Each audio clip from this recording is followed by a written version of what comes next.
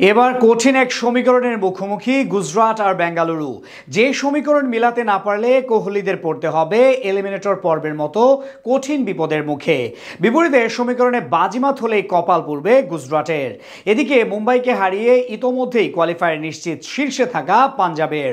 তাই গুজরাট নাকি বেঙ্গালুরু, পাঞ্জাবের বিপক্ষে এবার কারা খেলবেন কোয়ালিফায়ার আর কারা যাচ্ছেন মুম্বাইয়ের বিপক্ষে এলিমিনেটরে, এ নিয়ে বিস্তারিত থাকছে রিপোর্টে।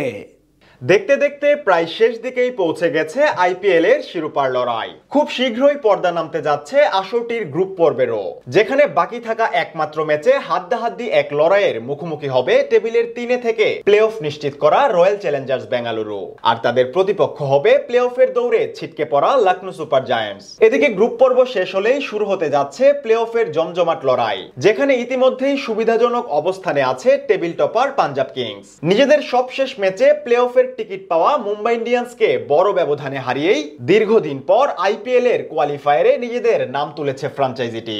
আগামী 29 তারিখ ঘরের মাঠ মুল্লানপুরে প্রথম কোয়ালিফায়ার খেলবে তারা, যে ম্যাচ জিতলেই সোজা চলে যাবে ফাইনালের মঞ্চে। তবে প্রথম কোয়ালিফায়ার হারলেও ফাইনালে ওঠার পথে আরো একটি সুযোগ পাবেন তারা, খেলতে পারবেন দ্বিতীয় কোয়ালিফায়ার। বিপরীতে পাঞ্জাবের কাছে হেরে টেবিলের 4র্থ স্থানে থেকে গ্রুপ পর্ব শেষ করায় সরাসরি এলিমিনেটর পর্ব খেলবে মুম্বাই ইন্ডিয়ান্স, যেখানে হারলেই বিদায় নিশ্চিত এবারের মতো।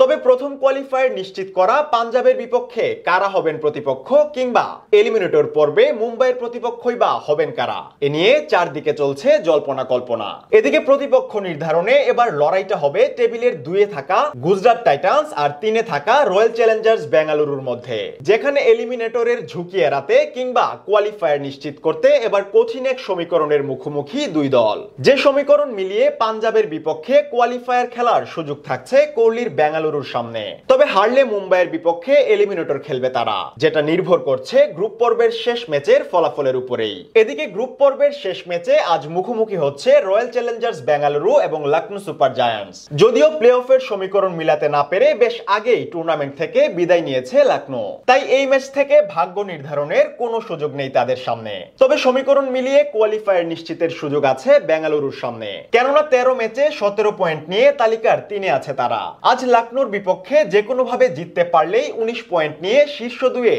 নোঙর করে পাঞ্জাবের বিপক্ষে কোয়ালিফায়ার খেলবে তারা। এমনকি টেবিল টপার হওয়ার সুযোগও আছে দলটির সামনে।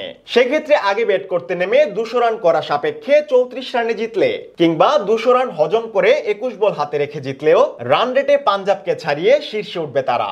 আর এমনটা হলেও কোয়ালিফায়ারে তাদের প্রতিপক্ষ হবে পাঞ্জাবি। তবে আজ যদি বেঙ্গালুরু হেরে যায়, তখন 18 পয়েন্ট নিয়ে শীর্ষ 2-এ থাকবে গুজরাট। সেক্ষেত্রে প্রথম কোয়ালিফায়ার খেলবে পাঞ্জাব আর গুজরাট, বিপরীতে এলিমিনেটর পর্ব খেলতে হবে মুম্বাই আর বেঙ্গালুরুকেই।